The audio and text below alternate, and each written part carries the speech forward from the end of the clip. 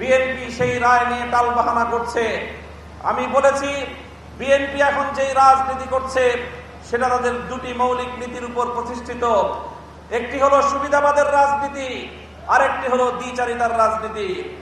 নির্বাচনের আগ থেকে তারা শুরু করেছে তলে তলে গণভোটে নায়ের পক্ষে ক্যাম্পেইন করেছে।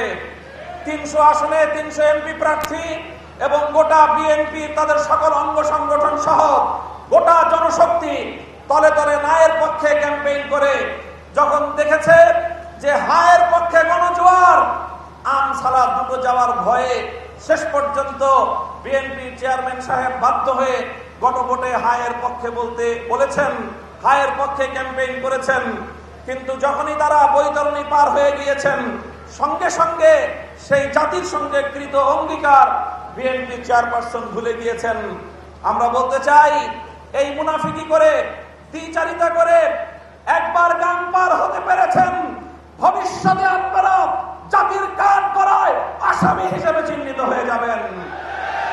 সুবিধাবাদের রাজনীতি বাদ দেন, গণভোটের রায় কার্যকর করুন। সংবিধান সংশোধনের ওই সকল বুঝ বাংলার মানুষ আর বুঝতে চায় না। 17টি সংবিধানের সংশোধন বাংলাদেশে হয়েছে, কিন্তু এই সংশোধনীগুলো টেকসই হয় না। এবারের মানুষের ম্যান্ডেট ছিল সংবিধান সংস্কার পরিষদ গঠনের মাধ্যমে, সংসদকে গাঠনিক ক্ষমতার মাধ্যমে সংবিধানের আমূল সংস্কার মানুষ দেখতে চেয়েছে।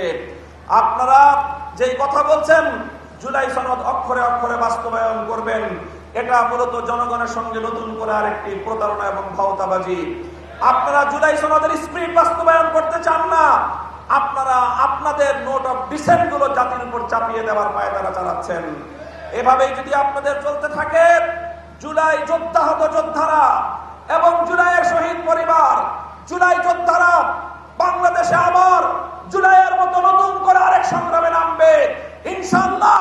আমিও কথা দিচ্ছি সেই সংগ্রামের সম্মুখ সারিতে আমরা বুক পেতে দিয়ে থাকবো।